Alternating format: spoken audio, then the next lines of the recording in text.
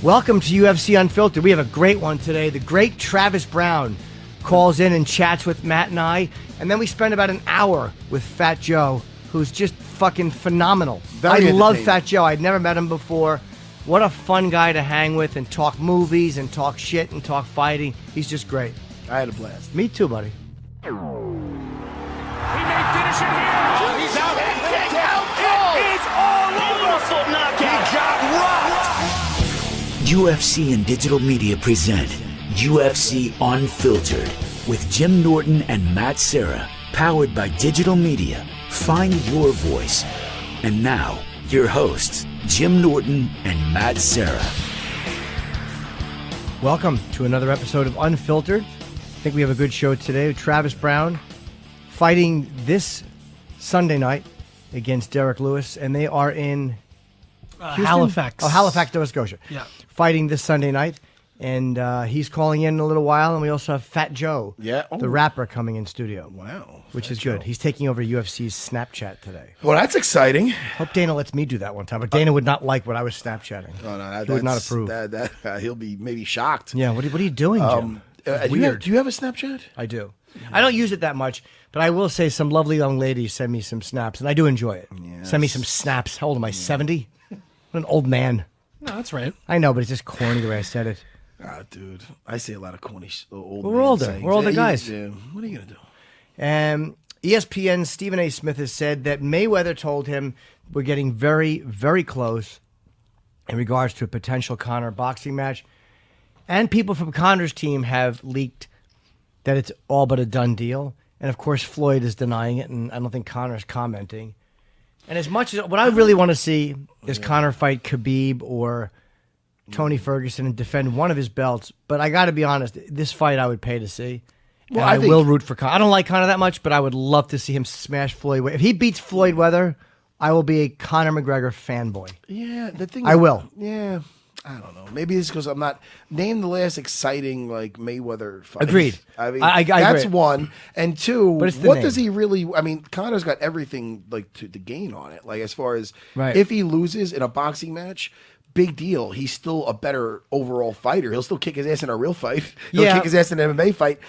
So who really cares? So I mean, he's got nothing but something to gain, and then he could just be like, all right, you beat me, and so what? I can still kick your ass, and I got a lot of money now. I don't know. Chris and I were talking about this before, and I agree with you. And Conor has not defended a belt yet, but I think here's what I think it is. I think his thing is he's like an adrenaline chaser, and he only likes new shit, which is probably why he wants money to buy new cars. Like he's a new shit guy. Like I like new shit. I want a new challenge. All right, I get the fucking featherweight. Yeah. Next, lightweight. Yeah. Next. Like I'm not saying that that's right, but that seems to be his high. And Chris pointed out before the show, and he was correct. When he did lose and tap in the second round, he handled it really well. And he didn't fucking cry, and he didn't run away and hide. He talked to the press. He was the better man tonight, and then he fought him again, and he beat him in a decision, which is very impressive. So, as much as I would love to say fucking Conor shouldn't do the, he has done most of what he said he was going to do, or at least tried to. Listen, I'm sure we'd all watch. That's but the thing is, I prefer to watch MMA. Yeah, me too. Me too. Like if you or say, him fight Triple G. He's fighting. Jimmy's almonds are arriving now. Thank you very much. Jimmy's almonds is a person. Can I have my Diet Coke and a kiss? Oh, look at this. Thanks. Oh, there you go.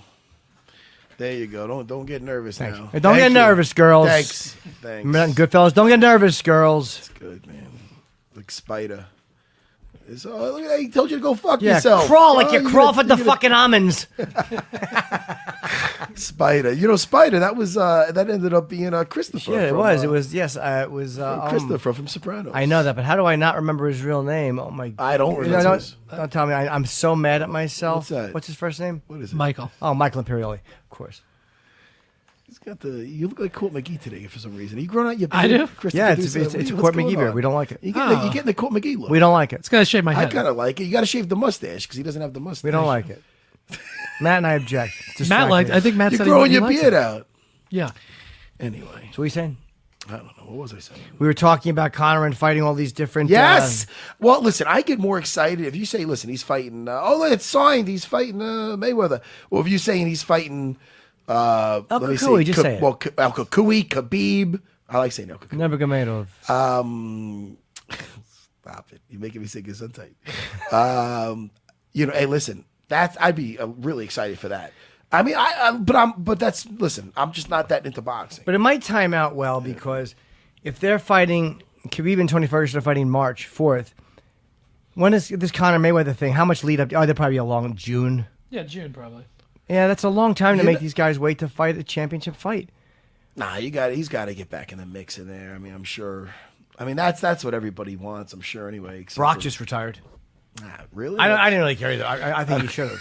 Look at me. But, I mean, I'm like, yeah, that's exciting. No, that's cool. Listen, Yeah, he's out. I'm sure if he wants to ever unretire, that'll be news. He'll jump back in. But he's getting up there. What is he? 41? He wants to. Yeah, he wants to probably just do regular WWE. That's a hard life. Being a professional wrestler is hard, but it's not as hard as MMA. Yeah, I mean, it's definitely a different thing. I mean, it's basically acting with.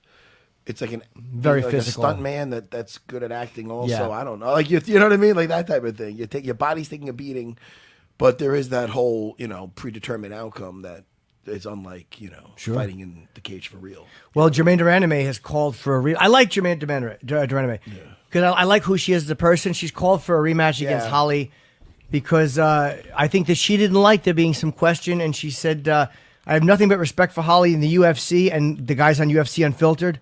And because I added that part, and because of that, I want to say right now that I think I owe it to Holly and to her and to the fans to do this fight again and make sure the winner of this historic belt is crystal clear. I respect that. I respect the hell of it. And she also should have put in parentheses, and I don't want to fight Cyborg. Yeah, right. No, but how Who about is this? brutal. How about this? Everybody's waiting for that Cyborg to jump in there. I mean, I'll that fight division was anyone. basically made for her. Like, you know what I mean? Yeah. So, I mean, who would you rather see, the rematch versus Holly or Cyborg. Jermaine versus Cyborg? Cyborg, and then Holly fights the winner. First of all, Jermaine versus Cyborg is going to be. I mean, how's that? Look at that. Cyborg puts her up against the cage, though. That's a Well, that's I a mean, problem they're going to for be Germaine. also. They both get hit hard, man, and like Holly could bring the fight to the best of them, but she I don't know. I mean, Germaine looked a lot stronger and bigger and just try. I don't know. I thought She wasn't as aggressive, but and right or wrong, Matt. Let me throw this at you. What's that, pal? I'm trying to sound like I'm on ESPN. Right or wrong, Matt. She puts her up against the cage. She's going to be a lot more effective than Holly was against the cage. Yeah, Holly's very good, but you got to understand that she's is she a brown belt or a black belt in jiu-jitsu, Cyborg? I gotta think she's a black belt. I would hope she's a black belt. Yeah, I mean, When I think of her, she's a black belt. She's a black belt to me, man. Well, she's good. She's good on the floor for sure. And she's bigger and stronger. But I don't know, man. I don't know if I see her taking her down. She might just be looking to try her luck standing. But again, against the cage, if she gets her and dirty box her against the cage, that's Germaine's going to be in deep trouble. The thing is this, for she might have a little bit more tools. But I mean, I don't know. I mean, we're still yet to see. We got to see her in some bad positions. I mean, she took away the takedowns from Holly. Yeah, she did very well. Holly was beating herself up about that in the post-fight thing, saying that she could have committed more to some takedowns. What was up? I'm seeing that she is a brown belt, actually. That's what I was going to say. But she's a high, she's. You think I don't know my shit? I totally agree. No, I you just should like not the have- idea. I'm sorry for yelling at you. You're not yelling at me. Okay, You're yelling about I something. know. I get excited. Listen. First of all, Travis Browne's coming on, We're calling him very shortly. and I like Travis. I want to talk to Travis. I have a question for you. Yes. There's a new rule change, and I want to know what you think of it. Officials are now going to use instant replay when they feel a fight-ending sequence was possibly caused by an illegal action, a foul of some sort, whether intentional or unintentional. Once reviewing the replay, the ref's either going to confirm or dispel whether a foul was committed that brought about the fight-ending sequence and take the appropriate action. It's not to be used to review the actions of the referee. It's not to be used, was it stopped the fight? Was it a tap? Was the fight stopped at the right moment? That's not what it's for. If a referee utilizes the replay, the information obtained from the replay cannot be used to restart the fight, as the fight is officially over and may not be resumed. So, meaning they're not going to say, okay, this happened. Nope, he didn't tap. Let's restart. It's not for that. It's only once the fight is ended. If there's a question about the sequence that ended the fight being sparked by a foul or inspired by a foul or an illegal move, then it can be used to determine the outcome of the decision, the winner of the match. The sole purpose of this replay is to allow the referee to make a correct call on the outcome of the fight and calling the winner. whether having to go to the judges' scorecards for a technical decision. Is the fight going to be a no contest or a disqualification? No, these aren't implemented yet. They just passed Yes. these proposals. Yeah. But the most important thing is this. They call this the Jim Norton rule, and that's not loss of bodily function, TKO. If a fighter loses control of bodily function in between rounds, the ringside physician would be called. If not cleared to continue, the fighter would lose by a TKO. If fecal matter becomes apparent at any time, the bout shall be halted by the referee. If you shit your pants, as I would say to Dana, I could picture my discussion. Hey, look, man, other fighters have shit their pants. And Dana would say, yes, but not during the introductions. Yeah, that's off a body shot. Somebody took a nice body blow and it comes out the other end is one thing. But on this side of the cage, we got Jim. No, you're shitting yourself. It is nerve-wracking, Jimmy. Travis, what's up, buddy? Is this you? This is the one and only. Yes. Hello. You got Jim and Matt. How you doing, man? What's up, Travis? Good. What's going down? Well, you sound like you're in good spirits. Most of the guys we've talked to lately have been very, very asleep when we've talked to them. So you sound like you're awake and ready to go. Yeah, did you tell them that you have their Vagisil ready to help them rub it in? I'm a small guy. I wouldn't say that, but I will relay the message from you from now on. There you go. You're Tell them that they can go to Ricky Lindell's room to get the extra Vagisil that he brought, and they can rub it into all their bitching and complaining. All right, I will relay that message from a giant heavyweight. I will not say that myself. Well, let me tell you who does not need Vagisil, and that's Travis. Absolutely. I mean, who fights with his finger bone showing? Travis, really quick, how bad? I mean, did you see your bone? What's up with that last fight with your finger? And I believe that shit happened in the first round? Yeah, it happened in the first minute. So, you know how, like, when you're out with the boys, having some beers, eating some wings, fucking they're delicious. Yes. You suck the meat off the bone. Yes. And there's, like, that chicken bone that has, I don't know how to explain it. It looks like almost like a Y. You know what I mean? Yeah. Like, there's two big side on the side, and then there's that middle part that's kind of lower where you could see like maybe a tendon or something like that going through there. Yeah. Dude, that's exactly what I saw. You know what I mean? I looked down and my bone is sticking out of my freaking finger, and I'm just like, time out, guys. Time out. Can we take a quick break real quick? I need to figure out what the fuck's going on with my finger. You know what I mean? And I know you're not supposed to do that in the fight, and maybe they should have called it. I don't freaking care, and I don't know. That wasn't my job. It was just a reaction from you in that moment. Yeah, dude. I'm a human being, right? And it was a reaction. You know what I mean? And to this day, I won't forget the feeling of, after that, when I was on the mat with Werdum, I'm trying to get up. I can feel the bone coming through the skin, rubbing on the canvas. It felt like sandpaper. You know what I mean? And I'm thinking to myself, what the hell? And then when he's trying to choke me, I'm defending by putting my hand over his wrist and his forearm and stuff, trying to pull it down. And I can feel like the hairs going into the, you know what I mean? It's just like that weird sensation that not many people have ever had that before. But if you can imagine it, you know. Well, people were saying during the fight, Matt, if you remember, people were saying like, yeah, Travis Browne doesn't look like himself. And then after people realized the injury you had, people were like, Jesus Christ, what a tough son of a bitch to have actually gone through that fight to a decision. Yeah, I mean, it's what we do. You know what I mean? I mean, I just needed a second to kind of get my shit together. You know what I mean? But, and I know that, again, the fight probably should have been called, but it was just a reaction. And, I'm glad that they gave it to me. That way I can go out there and at least give it a shot. It's like, what do you do? But, that's what we do. That's what we're fighters. You know what I mean? We're crazy as it is. So. Yeah, well, let me tell you, we're all, obviously we're all a little nuts to be fighting in that cage, but that's not what everybody does. I'll tell you right now, you're being very humble about this. There's a lot of guys that straight up look for a way out of there, and some guys are just, look, man, all right, the choke is close enough. I'll just chalk it up as I tried. You could have used that. You could have used that as a legit out. That's right. And you didn't. And I'll tell you right now, I'm telling you right now, a lot of people would have used that as an out. So I give you a lot of respect for that, Travis. I appreciate it, man. That shit's fucking actually crazy. That story, the way you put that story, and it started off so great. I was actually licking my lips. You're doing, those delicious buffalo wings. You're out with your friends, and he kept. It did a drastic turn, and now I'm getting queasy. Yeah, man. I mean, but that's exactly what it was. Like I looked down. and I see like that the top of that chicken bone, and then my tendon was like wrapped straight over it, like you think it would be. And that's why, like, if you look at some of the pictures, the first part of my finger, it was like curved over, kind of like a hook, and it's because it was a dislocation. So it wasn't even a break; it was a dislocation from the first two parts of my finger.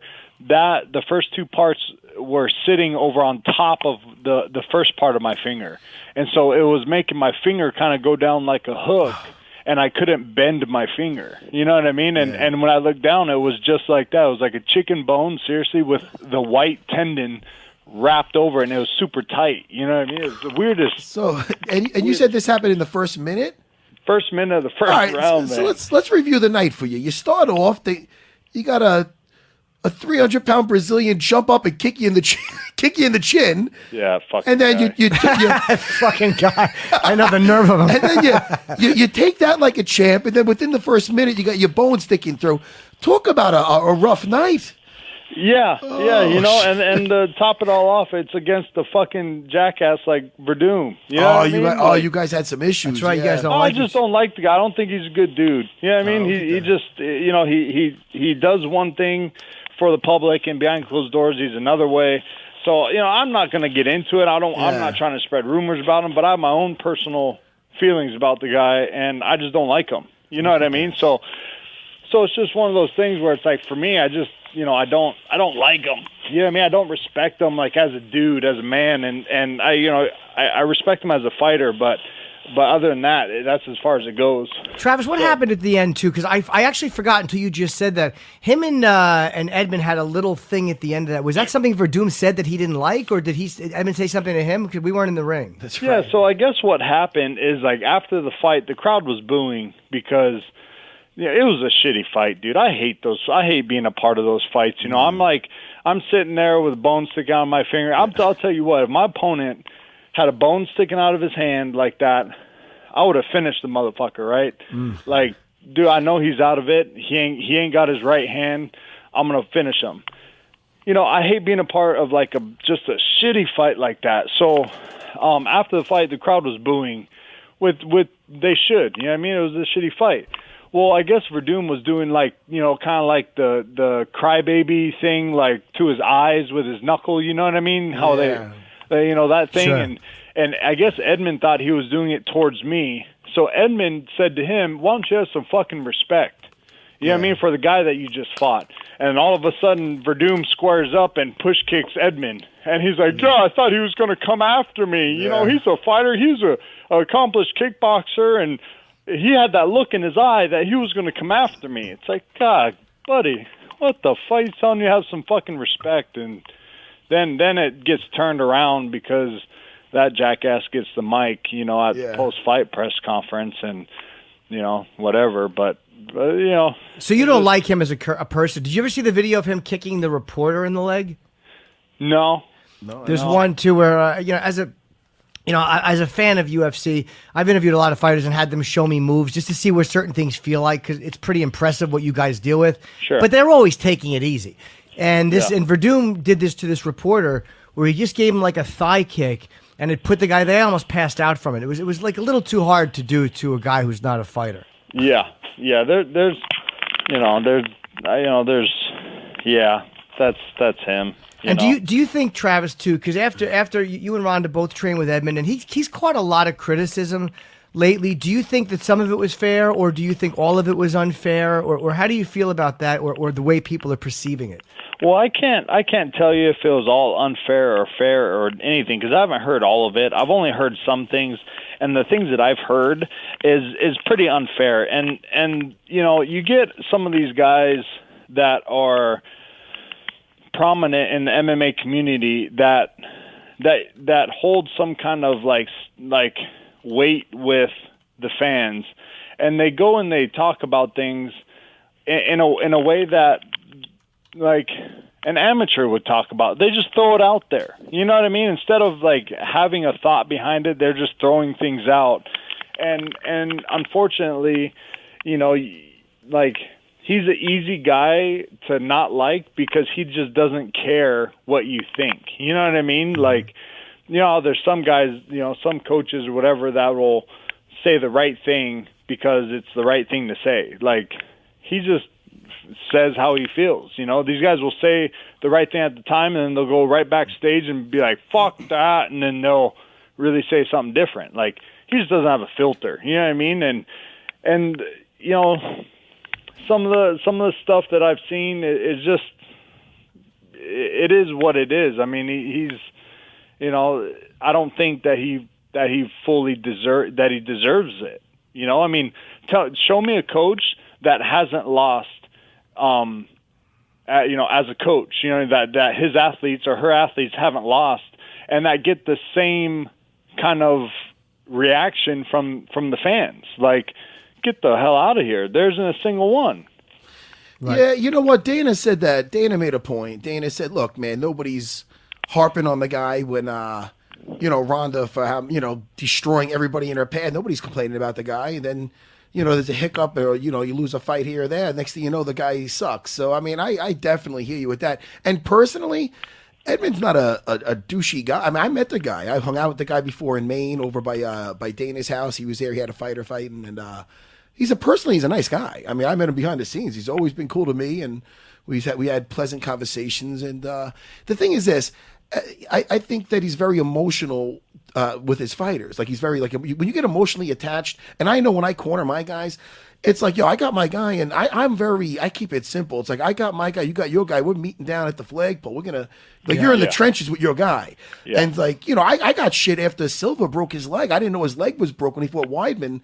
And I remember when the fight just got done, I'm like, oh, it's done. All right, what happened? Broke it. Oh, good. Fuck him. I didn't see the thing in half. I got some stuff over that. So I understand what it's like being a coach and being very, emotionally invested in your fighters. You could come across a little harsh. I know I did in the past. Well, that's your fucking dude. You know what I'm saying? Like Weidman is your freaking dude. And so when something like that happens, the fight gets called, you're like, fuck yeah. You know what I mean? Like, you're still riding that high, and even during the fight, I'm sure when shit isn't going right, you're like, no, you know what I mean? It's like, dude, fighting is an emotional thing, and especially when you invest yourself into that person that's in there fighting. Yeah, what you don't want is somebody, and the fighter and the trainers and your team is your safety net, man. When you fall, they're the only ones there for you to catch you. Yeah, I've seen fighters, I've seen trainers. One guy comes in particular, and it made me sick. And he was with his guy, and we were in Manchester, and he went out there. And this guy used to fight. He's a former wrestler, and he fought in the UFC back in the day. I'm not going to put him on blast, but the guy, he went, and his guy fought. The guy lost. He was the first guy back to the locker room, already throwing his guy under the bus. Oh, you can't show up like that, and you can't expect to win. And dude, the guy's complaining. I'm looking at Longo like, this guy's a fucking maggot. Like, you know what I mean? The guy's the guy. I was like, yeah, dude, that's and the guy was a nice guy that lost and he lost. The guy got caught. But it's like one of those things where I'm like, hey, dude, go talk somewhere else, man. I just ignored the guy. But I hear you, Travis, man. Yeah, let me ask you, Travis, what's the difference? You were at Jackson Wink, and how is it different or better or different training with Edmond? What are the differences you find? It's just different. Like at Jackson Wink, I really relied heavily on the training partners there to get work in. Like for instance, like some of the move I caught Alistair Overeem with, like John Jones taught me that. You know what I mean? I worked on that because John Jones. It's like there's certain things that I would pick up more from the training partners. And the coaches were there to coach, but it was more of like a team coaching aspect. And then I would have one of the kind of younger coaches. He would be the one holding pads for me like daily, and I would see Winklejohn, twice a week, and I would see Jackson like 2-3 times a week, and same thing. You know what I mean? It'd be like I would get one-on-one time maybe twice a week with either of them, and predominantly I would be. I'd have another guy holding mitts, or, I would have to bring in, some guys to help me with the ground, like Ricky Lindell. When I was at Jackson's, I had Ricky Lindell coming out to work with me on the ground specifically on stuff. And so working with Edmond and working with Ricky, the way that it was different is I got a lot of one-on-one time, and some, I actually just told a story to a person I was just talking to, but Ricky Lindell just had state finals for his wrestling group, right, for his high school. So the kid that won the high school, like the state championships last year as a sophomore, defended it this year as a junior, and he lost, right? And he lost in a way where he just didn't show up to perform, like he was kind of in his head and all this kind of stuff. Well, this kid's 17, right? And he's learning this lesson at the age of 17, already being like having 4 or 5 years of wrestling in the books. Like, I'm learning that same lesson at the age of 34 in front of millions of people on the biggest show in the world. And I've been in this sport for 8 years, 7 of them in the UFC. You know what I mean? And I went from nobody knowing me in 2010 to being ranked 3rd in the world in 2013. So it's like, I'm having my hiccups, but they're the lessons that some of these guys have learned 10 years ago. You know what I mean? And I'm learning them right now as being a ranked heavyweight. And so for me, the difference going from Alliance and Jackson Winklejohn and then to Edmond and Ricky, and then, working with Edmond, Ricky, and Ray Sefo now, it's like, I'm making adjustments in my camp. I'm figuring this stuff out as we go. You know what I'm saying? And I feel like the best coaches are in this sport, like that are going to be written down in the history books, have yet to really come because this sport is so young. You know what I'm saying? Yes. Like Matt, like how you are able to communicate with your fighters because you've been in there, you've been in those situations, you've been in, like, not saying that the coaches these days are bad, because I believe I have some of the best coaches in the world, but what I'm saying is, like, like the Phil Jacksons or you know what I mean, or the head coach of the Patriots. You know what I'm saying? Bill Like, Belichick, sorry, yeah. I'm a West Coast dude, but you know what I mean? It's Sure. like having those coaches in the UFC. I feel like they have yet to come. Yet to come, exactly. Hey, You know what I mean? sorry to interrupt you, but if you're fighting a very hard hitter in Derrick Lewis, you know that. Let's just say you do win this fight. I know it's a tough fight, and you don't want to look beyond it. Fighters never do, but just you have to, in a casual thought, if you were to win this fight, what do you see next for yourself? Because I know you want to get back into contention, and this definitely puts you closer. Do you see possibly the winner of the Overeem Hunt fight? Or what do you think of Francis Ngannou, or who's my new favorite personal life? I can't stop talking about Francis Ngannou. What do you think? Honestly, after my last 2 fights, I didn't know where I was gonna go. You know what I mean? Like what direction they were going to put me in. And even with this fight, I still don't know the direction they're going to put me in. You know what I mean? If they're going to put me right back up there with the top 2, 3, 4 guys in the UFC, or if they're going to have me fight another up-and-comer like an Ngannou, or the winner of Hunt, Overeem, or whatever. You know what I mean? Like it's honestly, in my mind, it's up in the air. I really don't know. I have no idea what direction, and I don't know, I couldn't even give you like a hint of what I think, because I honestly have no idea of what direction they're going to put me in. Okay. Well, this fight is huge, though. You take out Derrick Lewis, he's got a lot of hype behind him. He's been putting people away. Big, dangerous dude. The Black Beast is his name. Yeah.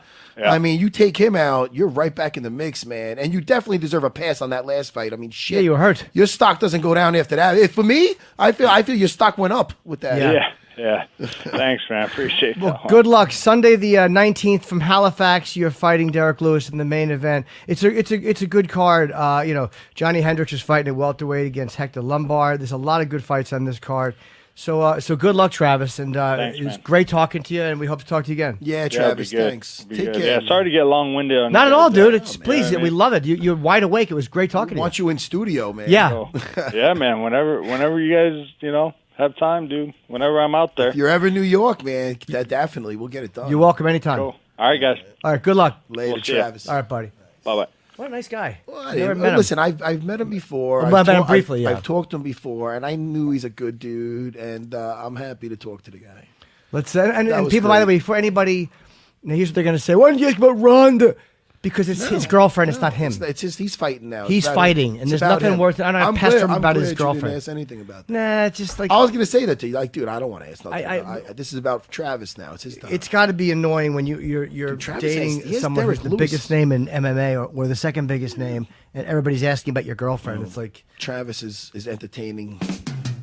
You're listening to UFC Unfiltered with Jim Norton and Matt Serra. You know, an important question, obviously, I have to ask, are you in between jobs and looking to earn some extra money? Of course you are. Or even if you're not in between jobs, you still want extra money. Nobody says extra money sucks. We all like it. You're looking to put more money maybe in your kid's college fund, going back to school yourself to get another degree or your first degree. What are you writing the next great American novel? You need some inspiration or maybe a flexible schedule? Are you seeking alternative funding for your new startup? You see, blah, blah, blah. I can name a million things you might need money for. Or maybe you're just someone who loves to drive. Maybe you're in a lousy relationship, as if how many relationships have I had that are good? None. I wish this option existed during my last relationship. Lyft, Lyft. You can drive with them. It's the ride-sharing app. It lets you be your own boss. You pick your own hours. You can earn up to $1,500 a week driving your own car. There's other ride-sharing apps out there, but Lyft treats their drivers right.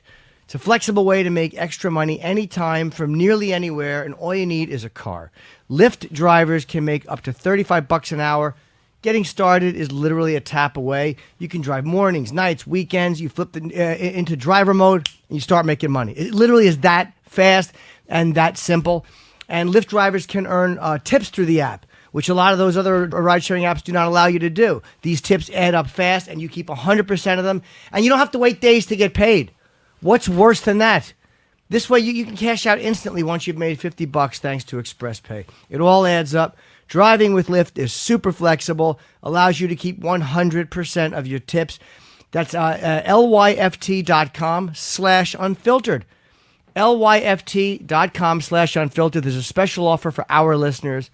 You get $500 as a new driver as a bonus after you complete 100 rides in 30 days. That's amazing. $500 bonus plus the money from the ride. I mean, it's fantastic. Go to lyft.com/unfiltered.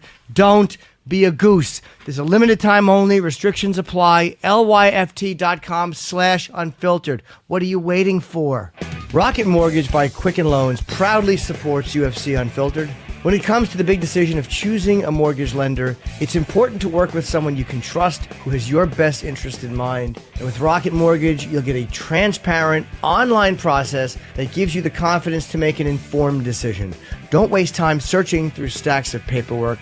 With Rocket Mortgage, you can securely share your financial info to get mortgage approval in minutes. You can even adjust the rate and length of your loan in real time to make sure you get the mortgage solution that's right for you.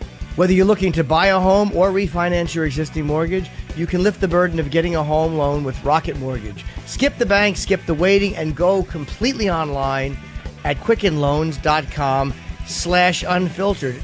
That's QUICKEN loans.com/unfiltered. An equal housing lender, licensed in all 50 states. NMLS consumeraccess.org number 3030. Let's bring in, we got Fat Joe, I think. Fat Joe in here? No, he's not here yet. He's not in here yet. I don't know. I know he's not in here. You'll know when he's in here. Isn't he walking in? Why? He's a big kid. He's a big guy? Yeah. It's not like an ironic nickname with Fat Joe? He's no. really skinny? Okay. You know what you mean, like calling a guy who's 6'8", like calling, it's how like big calling is me Travis? tall? 6'8"? I'm sorry. 6'7"? I don't know. He's a beast of a guy, man. He's a big dude. Travis is a big fucking guy. He's a good guy. You can tell he's a good guy, though. You get a sense when a guy's a good guy. Yeah. That was a good interview. That was fun. I would have talked to him for a lot longer if we could. I would love to have him in studio. I had a feeling it was going to be good. He's 6'7", 255. Yeah, he's a fucking monster. Yeah. And I met him one time when Rhonda showed up at the Garden with him to make her announcement about Nunes. Yeah. And he was backstage chatting, and I got a picture with him. And I think Matt helped me get a picture with him. Or was it Reed? And he was a really, really nice guy. Hi, Joe. Come on in. How are you, buddy? Matt. Nice to see you. Good. Fat Joe is walking in. How you doing, pal? How are you? So we're healthy, right? We have nuts on the table. Yeah. Oh, yeah, it is. I'm trying to eat healthy. Well, you dropped a shitload of weight, man. And I mean, I've dropped about 35 pounds over the years. You dropped how much?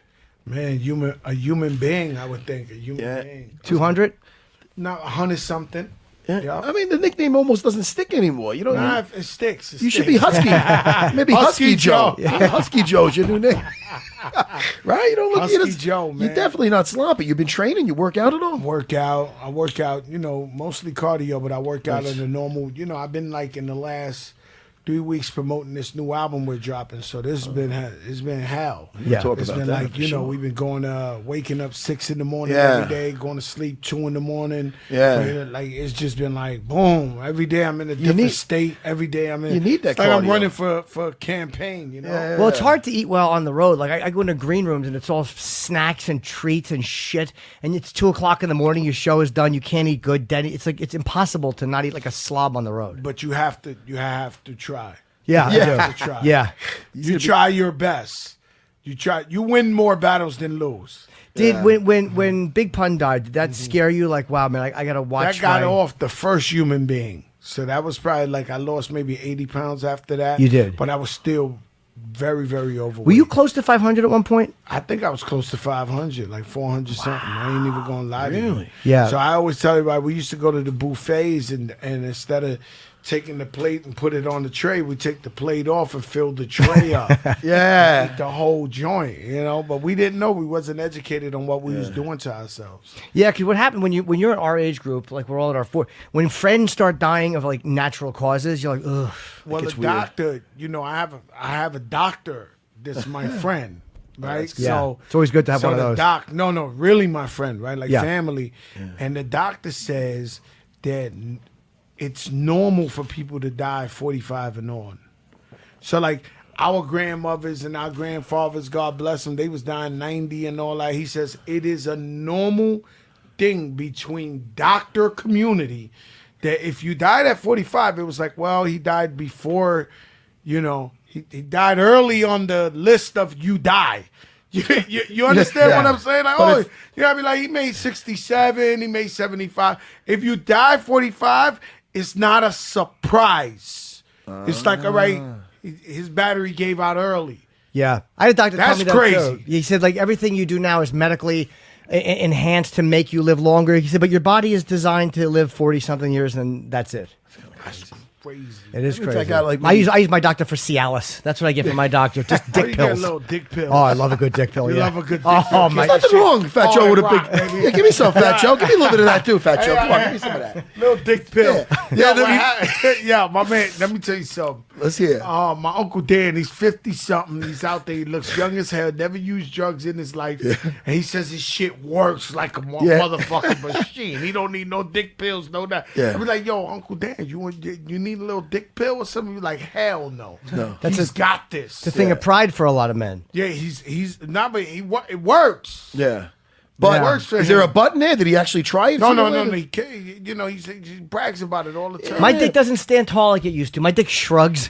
It's like, It's like, what do you want from But me? with a dick pill, it's just Oh, stands off. it's fucking This proud shit, again. You feel like, Yeah. proud again. proud for the first time. It's a born again. Yeah. It's a born again. I love a good dick pill. And it's it is. It's supersizing it, and it makes it a little extra special. We've been trying to tell Chris, the producer, he's a he doesn't. He's one of those who doesn't need it. I don't feel I need it, but damn, I'll use it. It's No, a I'm cheat like clause. I'm like Joe's uncle. I don't need it. I'm good. Chris, the producer's packing heat over there. He got the cheat clause. Yeah. I like a good pill. Even if I don't need it, I just like it. It makes me feel confident. Makes me feel better you about feel good myself. about Yeah, even when I'm not going to get laid. Sometimes if I just want to present well in my Sometimes pants. you just want to be feeling like you yeah. got it. Yeah, you're ready. Like I'm a Viking. You want to It's feel like almost like a Viking. vitamin, right? It's- Yeah, you don't even have to need it. You just take it. Right? And it's good for you. And you're a guy. Hey, yo, but these Vikings, huh? I watched an episode of the Viking shit one time, and the guy married the girl, and he said, yo, he always knew she liked his brother, and they ran the train on her. Really? Oh, really? On the wedding of the king of the Vikings. I gotta His start- I might have to wife. I might have to start He was watching like, this show. Yo, these fucking Vikings are crazy, right? Yeah, I think they were a little less about monogamy. They were known to they'll burn your village and fuck everything in it. The Vikings Yeah. were not nice people. No? They weren't. They were rough. You watch any shows like that, like Game of Thrones, or are you into Love anything? Game of Thrones. Me too. I love Walking Dead. Me too. I just caught up with that last night. Don't say that. Oh, you don't want to I know haven't about seen it? I'm on the no road. spoilers. Don't All do right. that. I'm not going to say anything. And I couldn't believe this one love- part, though. No, I'm not going to do Joe. Fat Joe. Carl wears a cowboy hat. I quit. I'm leaving. No. I would never Yo, do that. Listen, Walking Dead, Yeah. Game of Thrones. Of course, we ran through the whole Narcos. That on was great, Netflix. right? Phenomenal. I have to get into that. Oh my god, really you're good. gonna love Narcos. And number 2, that's how we got the title of the album, me and Remy, Plata O Plomo, off of Narcos. So apparently Pablo Escobar, the police stop him. He got an 18-wheeler full of cocaine. And they ask him, what do you got in the truck? And he says, an 18-wheeler full of cocaine. And he says, but guess what, guys? I can give you plata or I could give you plomo. Meaning, we don't have a problem. I'll give you all the money you want. You walk away, let me go by. If not, we'll give you these bullets. So that's how we do it in the rap game. Right. We'll give them all the love. As long as you let us live, we don't bother nobody. You get all the plata you want, but don't come over here for the plomo because we give it too. Well, they said that's that how we got it. They said about El Chapo. They said that when he tunneled out of jail, they said the way you get these prison guys to help you is here's your choice. We'll give you $100,000 or we kill everybody you know. Those are your options. So you take the money. And Yeah. I believe in those countries they definitely doing that. They definitely saying that to them. Also, I'm gonna just put you up on this one. I know you probably don't know this one. On Netflix, there's a series called Fauda. That's the last one I saw. What is that? No. Fauda, Fauda. That's about the Israelis and the Palestinians. Oh, Is it no. Man, Is they it documentary going or at it. an no? acted It's show? It's a show, but it's serious. Is it an original show from Netflix? Yeah, but it's really based out of Palestine and Israel, and the shit they doing is crazy. Wow, I haven't even heard of that. Is this brand new? Yeah, You saw it? I saw it. I saw the whole first season. When did that come out? Chris, the producer's on it. I will watch. I like the original programming. It's like it's nice to be able to watch everything the whole season. You don't have to wait and like you said, Walking Dead takes 6 months to come back. Yeah. I hate that about The Walking Dead. Drives me crazy. I do that with that Daredevil series, and I you wanna watch all of it. It's good. I like that stuff. I like your watch, by the But way. I do believe that. Thank you. I do believe that Walking Dead came back faster this time, right?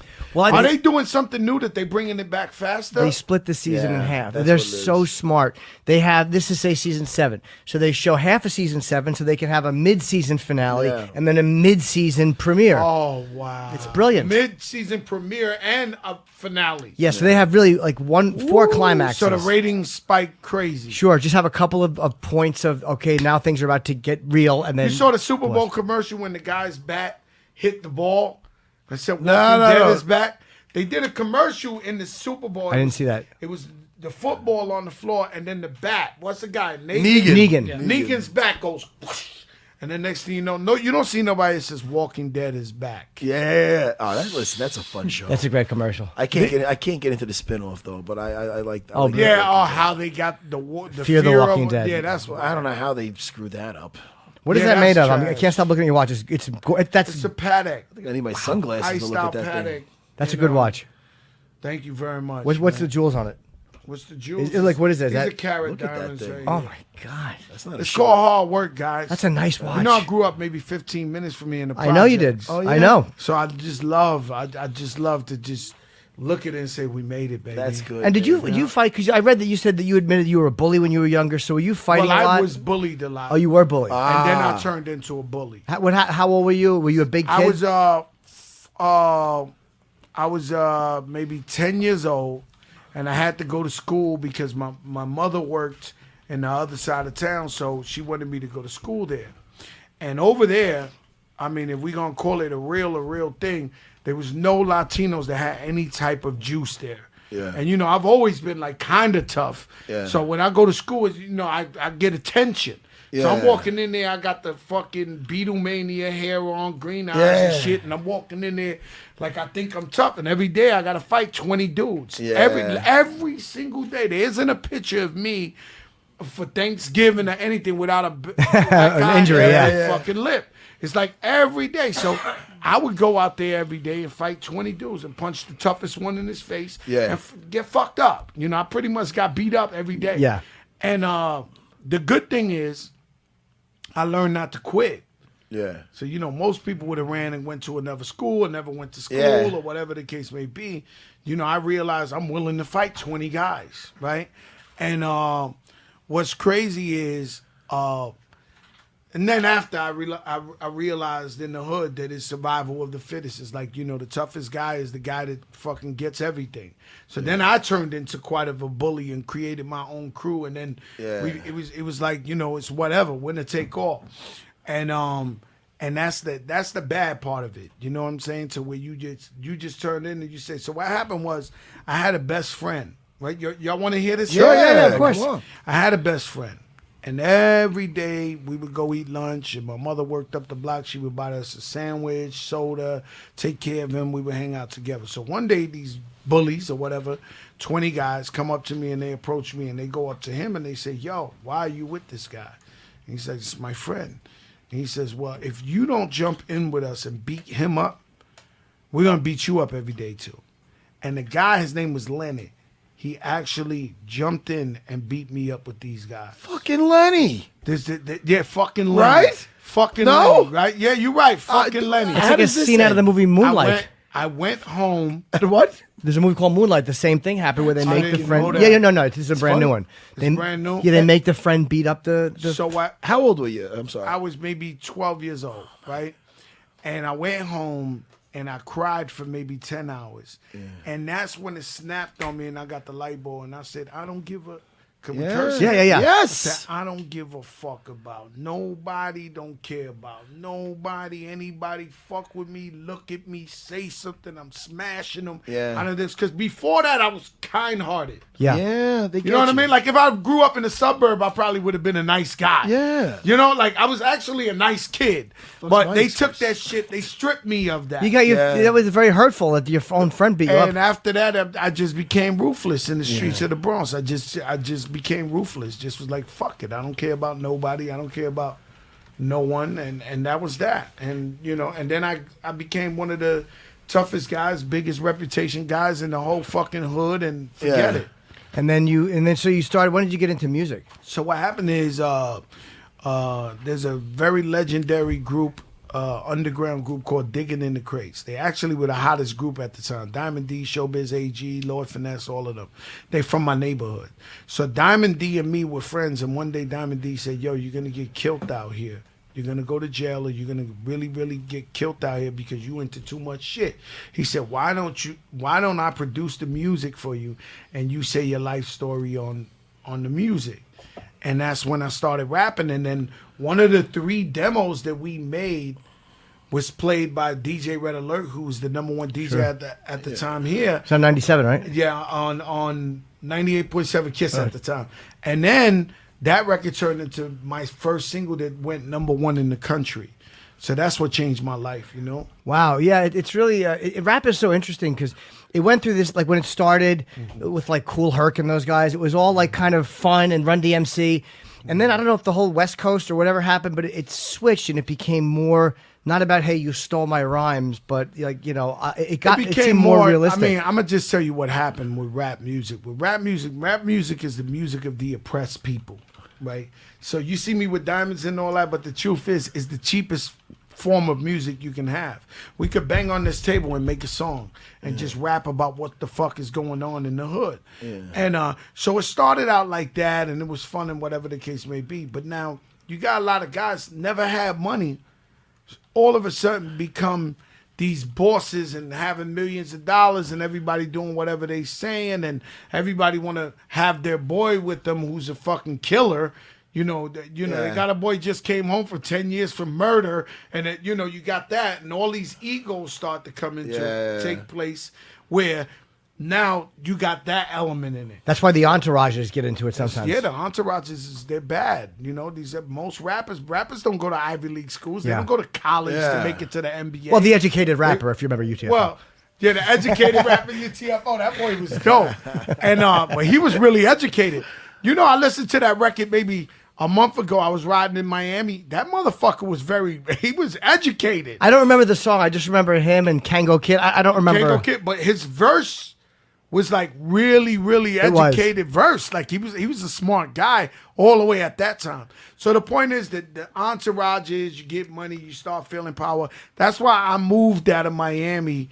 I moved out of New York to Miami because at the time it was just so much problems with everybody going against each other. I've been in the game for 20-some years. I remember a time where everybody worked with everybody. Everybody loved each other. Yeah. All of a sudden, everybody going against each other. Everybody, these egos. Yeah. And so I went to Miami where people embrace you and love you and everything like that. So, and then I started that Miami movement, the DJ Khaled, the Pit Bulls, the Rick Ross, the Lil Wayne moving to Miami, all we all united together and we made a lot of music together. So, I think money has a very powerful influence on where you talk about rappers going against each other like that. Well, the big fights in rap, like you said, DJ Red Alert, and I think Marley Marl was on like 107.5. But the fights were like, they weren't fun. They were fun No, fights. they would bump into it. They would argue. They would play in the same club. Fuck Red Alert, fuck Marley Marl. They was joking and they just go. It wasn't about violence. Right. It wasn't about like, oh, this is a real thing. And you and 50 Cent had a thing, but now you guys made up years ago. Very cool. But he's another guy. It's like he's not pretending to be that guy. He lived that life. He loves it. He does, right? I never seen a guy love it more. He's like the Donald Trump of rap and shit. Yeah. This motherfucker love it, man.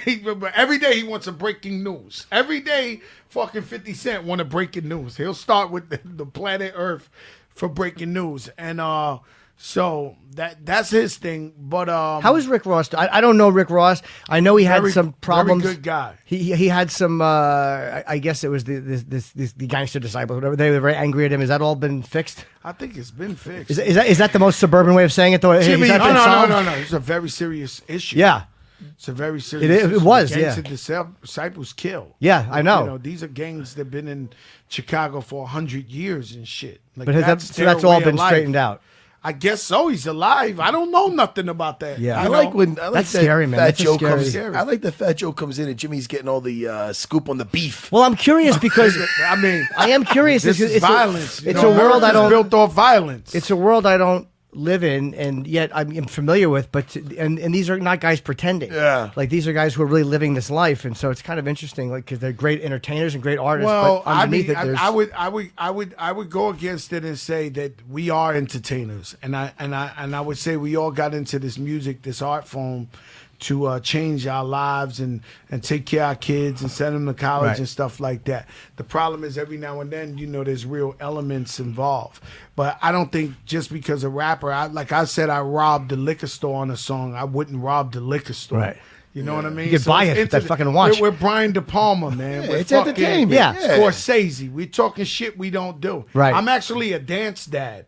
And not only that, Get my outta daughter. here. Yes, man. I take my daughter to fucking dance class. Oh, I do too. I got three daughters. What about you? I sit in there. I got one daughter, two sons. I sit in the dance. I'm a dance dad. When they go perform and shit, I'm sitting there. They know, give Joe the juices to give the girls and shit. Yeah. And tonight my daughter is she's walking the runway at the kids rock thing, and I flew in from fucking LA and everything just to, I gotta be there. She said they're like, yo, you gotta promote Funk Master Flex. I was like, yo, my man, you tell Funk Master Flex I can't go.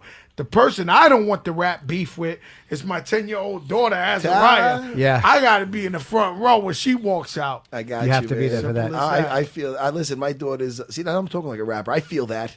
I don't know. See that Fat Joe? I'm with it. I'm hip. No, but I got an 8-year-old, a 5-year-old, and a 3-year-old, and I got all girls. I'm surrounded, man. So I know what it's like, man. I got to fight in AC. I got to go corner some of my guys in AC on a Friday night, but 8 in the morning. I'm going to AC and coming back the same damn day. Got to, man. You missed me. Because I got it. She's like, my first dance is my solo's at 8:40. So I got to get back in the same He's day. sitting up in there for the solo. You're doing a fucking fight with millions of people watching you, and then you back for the solo. Oh, 100%. But you love this shit. Yeah. Oh, it's I beautiful. fucking love it. The I get moms it. come with certain cupcakes and shit and this. We know everybody, man. Well, do you start thinking like, wow, when I was younger, I never saw it going this way. Like, oh, what a great life. Like, well, what happened is that, in my community, a lot of kids grow up without their parents, and they lack a lot of love. You know what I'm saying? The drugs tore up a lot of parents, and a lot of grandmothers and grandfathers were like the real heroes. And so they lack that. But at the same time, when a guy or a girl switches their life around from that and becomes successful or just positive, have a job, the lady in the bodega, the guy, the baker, the this, that, they show so much love to their kids because they didn't have it. You know what I'm saying? Yeah. When that generation grows up and they become, grown-ups, I noticed that those people show the most love to their kids because they lacked it. And they were like, yo, man, my father did me wrong. I'm not doing my baby wrong. I'm gonna be there for my baby. So, that's pretty much what I find. In my travels, I want to shout out Renzo Gracie. That's a good friend of mine. Very, very, very good friend of mine. And I'm gonna tell you something y'all probably don't know. What's that? He's an incredible chef. Matt, did you know that? Matt knows him well. Can I tell you something about Renzo Gracie? I don't want to brag. But go ahead. I'm the first American black belt under Renzo Gracie. I came up under the Renzo Gracie over here in Manhattan. I'm from Long Island. I lived on the Long Island Railroad. What a sweet guy. Renzo's family to me. Yeah, Renzo's family. What a to sweet me. guy. He's the best, man. Let me tell you, Renzo's been in that seat before. He's been in here a couple times, and I love Renzo. Like he's family to me. Great guy. Not only that, he's a hero. Like if somebody bullies somebody, Renzo will fuck him up on the street. Oh, you know, yo, what's wrong with him? Nicest guy. Yeah, he was several, man. Some of them went unnoticed. Yeah, nicest guy. Big. Listen, he's in the bar one time. They fucking disrespecting the lady. He tells the guy, like a movie. Yo, why you disrespecting the lady? Yeah. Fuck you. You don't know Renzo. All right, let's step outside. Right. Oh no, Renzo told. No, he's from Brazil. He says they haven't got all the jungle out of me yet. Nah, that motherfucker, but he's a great. So he cooked for you then. Oh, I've been to his house. Oh, I think it. His wife Christine are actually Beautiful cooking, people, but man. yes, that's great. That's funny. I didn't know you know Renzo. What a small my world, guy, man. Look I love at that. Renzo. I mean, I don't think I've ever met a person that met Renzo that doesn't say this. Like they love Renzo. He's so A beautiful person, man. he's such a great guy. Matter of fact, it says a lot about a person when you don't get along with people like Yes. that. Somebody Oh, would have told you, 100%. "Hey, Renzo's a fucking jerk." You'd be like, Yeah. Man, That's 1,000 great. people say you're an asshole, bro. And he looks right at Chris, the producer. No, I didn't like it. I was agreeing. You understand what I'm saying? 100%. You can't have 100 people vouch for somebody. So, man, the guy, man, you know what? And how'd We don't need you around Let me ask here. you, Fat Joe, how'd you meet Renzo? I met Renzo through a mutual friend that knew Renzo. He was like, "Yo, man, Renzo, you should meet Renzo. He's the best. Y'all both cool people." And as soon as I met him, we hit it, and we've been cool ever since. A couple of years now. Yeah. And I'm surprised because my life, because of my career, has opened up the doors for me that I've performed in Africa, not proud of it, for the biggest warlord of the Rwanda. But you don't know. You get hired for a show when you go out there. They go, "Oh, this the guy killed 10,000 people." You're performing there. Then you do the show and you come back and people give you shit. You're scared to death when you go when you realize, oh shit. But then I've done shows for the most peaceful church guy ever created. I'm just an entertainer, right? Yeah. So Who'd you perform for? Do you remember his name? Nah, I don't remember. Okay. But this guy was bad guy. Yeah. Right? Did you- When but their you- eyes is black, like Oh, his shit. eyes black, and the people don't look in the eye. When they serve you the food and the people don't want to look in your eye. These guys is dangerous. How did he respond to you? He was probably nice to you. Oh, great guy. Love Factor. Fuck to Joe. Oh, yeah. The guy's leaning back. One time I go to Brazil, right? So I go to Brazil, and I love Brazil. Anybody from Brazil, I love them. I'm just telling this story. It's one of my favorite places in the world. I go to Brazil, I'm thinking I'm doing like a beach party or something. Yeah. They're like, all right, the biggest guy in the world hired you for the favela, Sure. And you can't have security or nothing because they just killed 67 cops over the weekend right in this favela. And I'm like, what the fuck? This is the true meaning of all money ain't good money. My ass is this tight. My asshole's this tight. I'm like, I'm thinking I'm in Rio de Janeiro or some shit. Yeah. So I go in there. Who did you go with? A couple of people? Just A a couple couple of friends? my guys, the rap, my hype man, my DJ, regular shit. But no security guys. No security. Security is of no avail. Right. When you go to these countries, when I went to Africa one time and we found out that guy was the biggest warlord ever created, I had a security guard, Cock Diesel. His head touched the ceiling. Yeah. He wound up starting looking like a midget when we was out there because he was terrified because people are like, yo, this guy killed villages like this, and the Cock Diesel is not stopping the Uzi. Yeah, exactly. Or the bomb. Exactly. Like you start, he turns into the biggest midget you ever seen in your life. Like, So I wind up being like, yo, don't worry, buddy, you gonna be all right. We'll be out of here soon. Don't worry. So the security is the word of the overlord or the guy who runs the favela. Your security is his word that you're going to be safe. My security is that, in America, if we're going somewhere, we'll take 2 bodyguards or something. The problem is I took the biggest bodyguard in the world, but 2 days later, he wound up feeling the size of a midget because he was terrified. Yeah. Because you're hearing all these horror stories, and you're there. Without a gun, you can't go to nowhere talking about, hey, they're bothering me. You're stuck, bro. Yeah.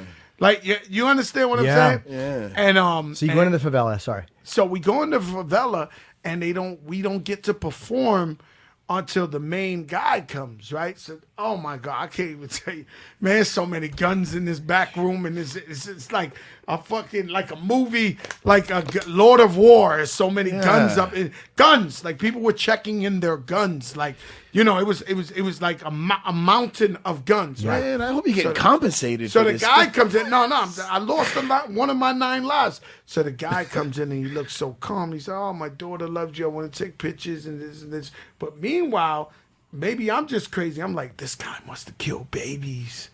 Like, they killed 67 cops in a weekend. These guys, what is he to do to be the toughest motherfucker here? Yeah.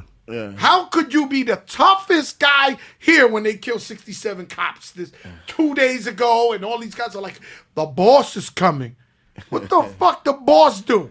Oh, shit. And you sitting there like, he said, what's love's my favorite. You got to do it like twice. You're like, oh my God, what the fuck? But anyway, believe it or not, Renzo has similar stories.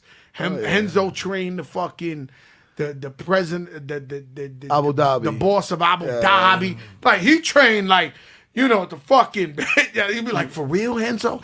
Oh yeah, a monkey serves you the breakfast. They got a little monkey come bring you the coffee and the word, Renzo. So I got stories, but when I sit down with Renzo, I'll be like, for real. And when I go to Japan. Man, I'm like, for real, Renzo? How's the sushi, Renzo? How's the sushi? Like, I fucking ask him about his travels. So but your favela show was good. It went okay. No, it was amazing. They got a rule too. In Brazil's a very tricky place. And don't get it messed up, it's very beautiful. Yeah. But it's very tricky. They tell you, I don't know if it's just a favela, but they tell you if you talk to a man's wife, you're immediately shot in your face. Like, there's not a discussion. Yo, homeboy, this is my wife. Yeah. They shoot you in your face. There's no discussion. There's no talking about it. They'll shoot you in your face. You talk to another man's wife. That's it. That's the rule. The problem is every girl there is the most beautiful girl in the world. So this is like a catch-22. Like, you're looking around like, oh, my God. Like, I'm telling my friends, don't talk to him. Stay away. Don't. They have a legal. It ain't legal, but they have like a. It's understood. It's understood as a neon sign, like the digital media saying, "Talk to a guy's wife to shoot you in your face." They're not talking about nothing. Problem is, these women are phenomenal. Yep. They're heinies, Jimmy. I've been there 3 times. I've been there 3 times too. High five. For different reasons. I've been there 3 times. Yeah. You took the fuck pill with you, Jimmy. 100 milligram Cialis, 100 milligram Viagra's every night. Every night, 100 milligram Viagra on the way to the brothel. Oh my God, you went to the brothel with her. Every night with me. Me and about 4 other comedians went in down. In your travels, Jimmy, what state or country was the best brothel you have visited? I've only been to one brothel, meaning one in one country, and that was in Rio. So I've only gone to. I don't really go to brothels. You look like the type of guy to go to all the brothels. I know, I need them. Believe me, but I know I've only gone to the ones in Rio. Tyrion Lannister. I'm sorry. Yeah, that's a fucking. A few different ones in Rio. In Rio, they don't play games. The ones that there was Olympic athletes. recently that said that they were in a brothel, but they didn't know it was a brothel. That was the one I used to go to. It was I forget what it was called, but I'm like, I please that they knew it was a brothel. You walk in, you pay, you put a fucking clothes in a locker, you go up another floor. You know you're in a brothel. Amazing. Yeah, you can't not know it. I'm like, there's tens talking to me. It's a wonderful experience. Yeah, that's it. That's beautiful. It was, yeah. I wouldn't go back though. It was a little scary though. Like you said, you have to know the place you're in is a dangerous place, and they tell you don't wear jewelry, do not pull out your phone. All these rules you have. I went in 2003 and 4. You can't do it.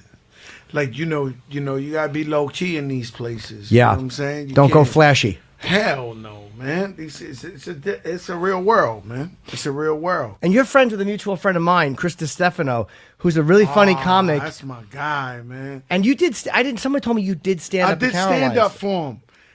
So what happens is, I was working on a TV show with Chris, and every day, maybe an hour and a half before we started, we would sit down like we're doing now with no microphone, no nothing, and we'd just talk shit and just tell stories and this and that.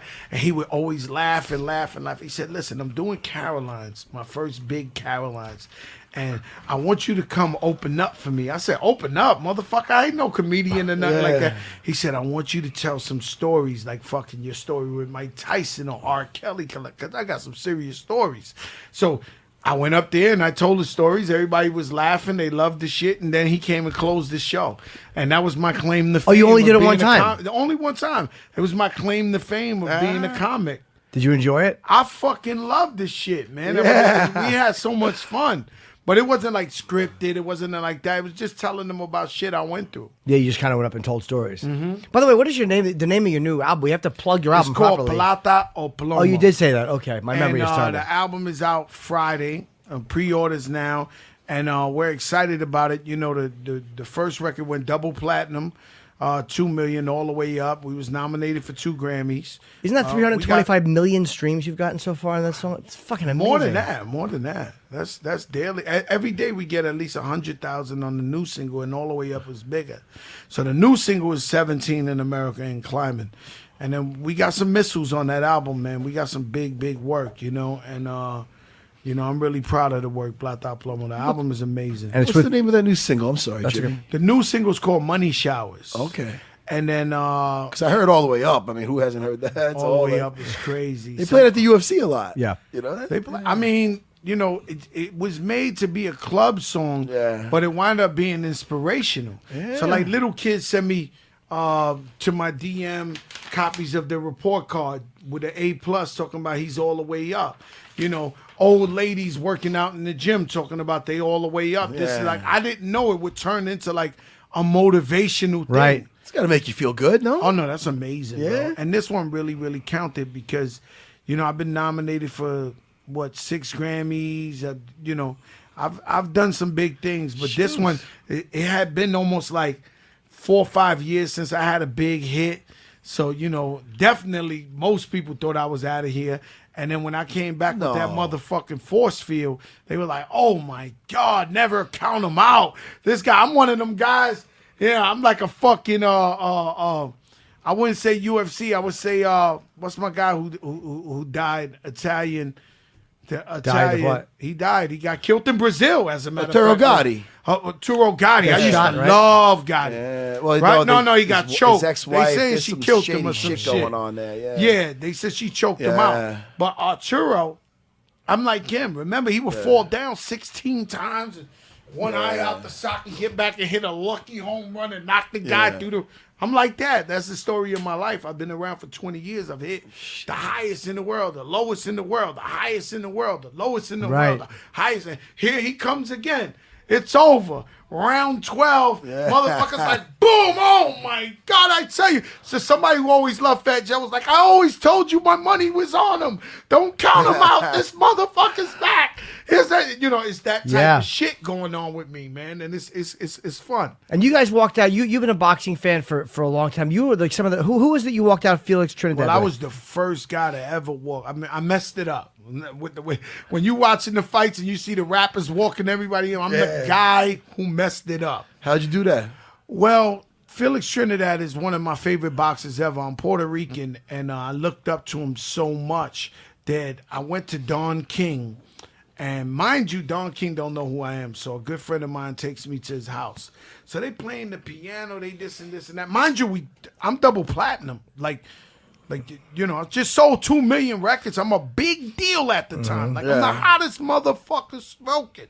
But Don King's acting like I'm a piece of furniture. Like, he doesn't even know I'm in there, right?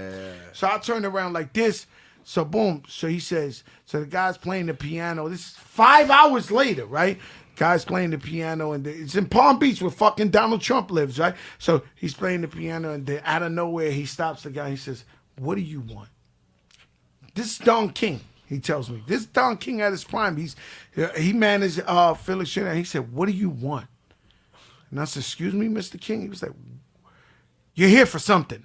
You want something?" So I said, "Well, Mr. King, you know, I'm here. I wanted to get a conversation with you." He said, "Well, what do you want? Who are you?" And I'm like, "Well, I'm Fat Joe the Rapper." And Fat Joe the Rapper. And I was like, "Yeah, and I'm Puerto Rican, and I love Felix Trinidad, and me and my guy Big Pun before we the hottest thing smoking, you know. I've never heard of you, this and that." Right? So he treated me like shit, right? And then so he was like, "We got Ricky Martin. Yeah. We got Ricky Martin. We're bringing Ricky Martin out for Felix Trinidad, this and this." And I said, "Ricky Martin, bro?" I'm like, "Yo, are you fucking serious?" This Fat Joe Big Pun, man. We the biggest gangster rappers in the world, Puerto Rican. We repping the whole shit, man. What are you talking about? So boom. So we left. He was like, "All right, we'll see what happens. I'll tell you one thing, I'm not paying for nothing." I said, "We didn't ask you to pay. We'll go there ourselves. Our own hotel will do. We don't want you to pay for nothing. We want to represent the Puerto Ricans." Boom. He must have did his research, because the next day, "Hey, Fat Joe, oh my 2 million fucking records. Why didn't you tell me?" I said, "Well, Mr. King, I try to fuck you, the hottest shit smoking. Oh my God, this is amazing." So then we went out there and we brought Felix Trinidad in the ring. And it was against him against De La Hoya, right? Yeah. Years later, I met De La Hoya. I think like one time he was like, "Man, you broke my heart, man. I love you and Big Pun." I couldn't believe it when y'all came out the back with Trinidad. I was like, this guy too. What's my guy from Brooklyn, the Italian kid, man, with the fucking mohawk. What's my man's name? What are we talking about? Boxing. The Italian kid with the I don't even follow. I hardly don't follow boxing. Not much. I used to, but not just- anymore. Not since all right. MMA. Was a new kid? No, he's old already, but he was a flashy Italian kid. I don't know who it was. He told me too. I broke his heart one time. Did he, when he fought, did he have He's an announcer for HBO and all that shit. Oh man, We don't we're know. mixed I'm martial sorry arts. about that. You watch Yeah, any yeah. of mixed martial arts, Yes, UFC I and do. whatnot? Actually, my friend is part owner of the Titan Group. Oh, okay. Jeff Aronson. All right. So, you know, I always post his flyers and all that, and he got a big gym down in where they train at in Florida. Okay. So, you know, I live in Miami, so I go over there sometimes working. I do my cardio. They fucking people up and all that shit. Yeah. So you're looking at it, I'm like, motherfucker want to get me in the ring. You trying to fuck up Fat Joe. I ain't doing that. No, I don't blame you. I They wouldn't want either. to put me in the Cobra Clutch and shit like that. You a casual fan with the fights, or with the Yeah, with the casual mixed martial arts? fan with the fights. You know, I go for the big ones. Yeah. So I go, my man McGregor. Yeah, I was gonna say, Conor Man, McGregor. he's it's like smoking drugs when I see this guy. Oh, you This like guy- watching Conor? It's a fucking movie, bro. Yeah. What do you think about him against Mayweather? They're talking Well, about if they that. just box, Mayweather would get him. Yeah, The I champ think so would too, get yeah. him. But, you know, if they go on the floor, no, Nah, that's a different type of thing. Mayweather would never Nah, fight he would him in a never mixed fight him martial on the arts floor. fight, no. So, but McGregor, he's been the biggest inspiration to me with the mixed martial arts. He's been my hero. Yeah. Know what I'm saying? So he talked shit to the Brazilian guy. He knocked the motherfucker out in 8 seconds. Yeah. The next day, he put up a video on fucking social media where he's riding the bike going da-da-da-da-da. It's the motherfucker D-O-double-G Snoop Dogg. That's funny. I was like, I fucking love this guy. He's fucking incredible. Like, That's funny, You know, man. because this guy's fucking nuts. Yeah, Like, he you is. know, I love that shit. Yeah, he backs it up. I mean, I'm not even a fan of his. I wanted the Brazilian Jose Aldo to win, but you know you can't. Hey, man. He beat a guy that ain't losing 10 years, knock him the fuck out. He didn't 13 play seconds. that shit. Yeah. 13 seconds. That's about like literally Aldo lasted All right, a so you little go- longer than me. Listen to this. Listen to this. Here's a guy. You're fighting a guy who's won every match in 10 years. You get up there and you talk all kind of fucking obscenities you could think of in the world. You fucking piss him off. You're fucking disgusted. We want you to die, actually, because you're so disrespectful. And he gets in the ring. But you got to hear me out. Don't stop me. Sure. He gets in the ring and knocks the motherfucker out in 13 seconds. And the next day post the video riding an old school Mexican bike going da-da-da-da-da. It's the motherfucker. I thought he was God. Like, I was like, he's here. God is here. Like, this motherfucker's nuts. He's a marketing genius, bro. That's entertaining. That's entertaining. What? That is straight fucking entertainment. I'll buy that movie. You know? In fact, I bought that movie. Yes. Every time he fought, I pay per view. Yeah, because people who like him want to see him win, and people who don't like him want to see him lose. You know, there's no indifference. It's a win-win. It's a win-win for him and for Dana and for the UFC. Yes. It's like Mayweather. I don't like Floyd Mayweather. I want to see somebody knock him the fuck out, so I'll watch him fight just There's to a good see if he chance you ain't loses. going to see nobody Never. knock him I out. think you're right. Never. He's just too clever with it.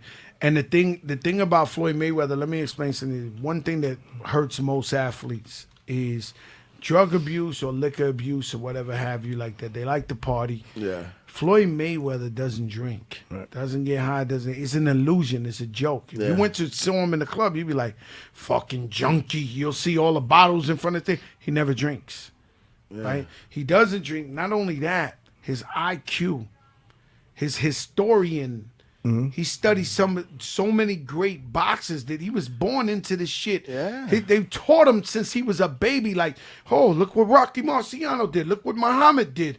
Look what this one did. Look what he knows every, if you knocked him and he went, he'll remember what the fuck Larry Holmes did when he did that and come back and give it to you. Some of these guys got raw talent but don't have that knowledge that Floyd Mayweather has. And the only time I bet against Floyd Mayweather was Arturo Gatti. And boy, I lost on that. Lost. Big time. I went to the fight and everything. You were a big Arturo Gatti fan? Yeah, man. That motherfucker was the truth, bro. Fun. I mean, Fun, right? Get knocked out 10 times, get back up, and, of course. and fucking knock the other guy out. This shit was insane. His trilogy with Mickey Ward was great. You saw those That fights. shit was phenomenal, bro. That's what I'm talking about. I like to watch that boxing. Oh. I like to watch the one motherfuckers get knocked out, get up, fight, knocked out. Yeah. Shit like that. I'm not too much of the no one gets hit shit. Well, that's how Floyd fights. I know. Floyd's a guy who's very defensive, and he's fast, and I've never seen a better defensive fighter. It's almost like with Floyd fight, it's almost like Tom Brady, right? Where Atlanta was kicking everybody's ass, and you just knew Atlanta was the new hot shit, but you don't bet against Brady. You just don't fucking do it, right? So, like, motherfucker, yo, you want to play some bad? Yo, but you're not going to put your money up against Brady. You got to be on fucking drugs. Exactly what happened might happen. I was so annoyed. I don't care about either team, but I left. It was 28-3. I'm like, I can drive home now. And then I'm like, oh, fuck. As soon as they got to 12, I'm like, this is a problem. You just knew. The problem I had one time like that was we went to, I love basketball. So we went to All-Star Weekend in Atlanta, and we was watching the fucking game, and the guys was losing. That was Jordan's comeback. The guys was losing, so they were down like maybe 10 something. It was like a minute to go. So I left the arena early. As I'm walking out the door, I'm hearing, So Michael Jordan's making his comeback going against Kobe. I'm like, what the fuck? I walked out of here. Holy shit. Yeah. And then we start watching in the screen from outside. You can't even go back in. And I'm courtside at the time. I'm like, I played myself. Sometimes beating traffic isn't worth it. Exactly. Sometimes beating traffic is. I've done it. I've left a couple of big ones. The Yankee game, Mattingly's last home run in the stadium. I was at the game. I was eating a fucking hot dog down at the concession stand like an asshole. I'm like, why am I missing this? I did that with the Chael Sonnen versus Anderson Silva fight when he got caught in the triangle in the 5th round. I didn't really leave during that, but I can't. I don't watch other sports besides me. It's the only thing I can relate to you guys with. Yeah, Nah, that's true. He That's got real. caught in that 5th round with that Yes, he triangle. Nah, did. that's good shit. Imagine if I would have Minute left. and a half Good left. shit. It was a good fight. I think it was a minute and a half left. Nah, that's good right. shit. And, Remember that fight? Yeah, I Anderson remember that Silva fight. versus- It was very, very big talk. Yeah. You know, I'm like for the big talk, for the Yeah. hype. I'm not a football Yeah. fan, but I watched the Super Bowl. You know what I Yeah, mean? there you Just go. to see the greatness. Yeah. You know, when we know greatness is involved, Yes. we gotta watch. Yeah, You know? because something's going to happen that's interesting. Even if you're more of a casual fan, something is going to happen. You see what happened with Tom Brady is he's last of the Mohicans, baby. He's like a Favre. He's like a Dan Marino, Elway, Montana, yeah. Montana. You know, this motherfucker. He's better than those guys. I hate to say it 'cause I don't like him, but he's better. That's crazy. He's better. Who's your favorite? If you had to go, Let me Yeah. just stay on that 1 second before Sure. you tell me. Let me tell you something, bro. You watched that press conference after that game when the Teddy Bradshaw and it was like the greatest to ever touch soil. When you have the greats, you know, this guy might have a statue himself somewhere. Teddy Bradshaw. When you have that guy say the very air, the breath, your feet touching the ground. You are the one. Like, yo, how would you feel, man? Like, how I was looking at this, like, I'm not even a football fan. I was like, this guy's really, they saying this. Like, this is really happening. I saw something. You know, you saw a moment in life that you was like, yo, we can't take that shit back, man. You know you're watching probably the greatest to ever do something, and you don't usually get to see that, even in something, you know, it was like watching Jordan play basketball. I still prefer Abdul-Jabbar, but whatever. Fucking Jordan was probably... I'm very biased. You know, I'm very happy Jordan didn't break his record, and I don't want to see LeBron break the points record either. It's just my thing. I'm very childish and loyal to people. That's right. When I'm a kid, That's right. That's whoever how I you're like, supposed to I be. always like. That's how you're supposed to be, man. Kareem's ornery, though. Let's be honest. I've heard Jordan's a little ornery, too. I've never Kareem met was him. from here. No, but Kareem is a little. I mean, I met him. He was nice to me, but you know, Kareem. You know, if you judged him from outside, you ain't known. You say he's an asshole. Yeah, I've met him a couple of times. It was never. He was always fine, but they were never amazing experiences. So you like, think know. he's cocky that he got that front kick on Bruce Lee? Ah, Look, Fat Joe knows what I'm talking Well, about. Yes. Was that Game of Death? That was Game of Death. I remember. He had the That's fight. what That you was say. the He guy. had to fight Jim Kelly too, right? Did he fight Jim Bruce Kelly? Lee just went up Jim Kelly. He was in the tournament with him. He was with him in Enter the Dragon. Hey, yo, let me And, ask you something. This yes. fucking Bruce Lee, huh? What about him? He Love was him. amazing. He man. was one of the. I mean, listen. He he's was the one, greatest shit He's the in the guy world. that. Well, I mean, I would like to see him. If there's a time machine, if he could, you know. I mean, Did he listen, ever fight professionally? Well, listen. There's always rumors of him fighting in undergrounds, this and that, but you know, he was obviously gone way before mixed martial arts came about in the UFC, because that really is before. Listen, when we all grew up, what we thought about real fighting was what we seen in the movies. Oh man, I think what would happen if Chuck Norris fought Bruce Lee? We all and- fought well, karate because of that. Yeah, we didn't know what was what. But when the mixed martial arts, when the UFC came out in 1993, now is that's what really works in a real fight. And what happens is we never realize where we get shit from, because shit gets passed down generations. So if you ever notice rappers, even me, everybody, if you ever watch Run DMC, anybody, their faces are always like, it wasn't that, like, you always got the tough face. Like, Snarl, even if you're a good regular nice guy, Yeah. your face is always like this. We didn't even realize all these years later we got that from Bruce Lee, man. I went back and I watched like a fucking binge of Bruce Lee. Bruce Lee always had that snarl. and then you think when everybody was kung fu fight, all that shit transcended down to the originators of hip hop, and all we did was emulate the originators of hip hop, and they were emulating Bruce Lee. That's great. Because he had the first ice grill, First attitude. yeah, he had that, man. Well, he's a martial artist. He considered himself a martial artist before even he was an actor and everything else. He was a martial artist first, and he had a great mind for fighting in general. He started with a traditional art, which is Wing Chun Kung Fu, and he took that, and then he did that whole manifesto. He came up with the Jeet Kune Do concepts, which was blending everything. No way as the way. Which sounds crazy, but it's true.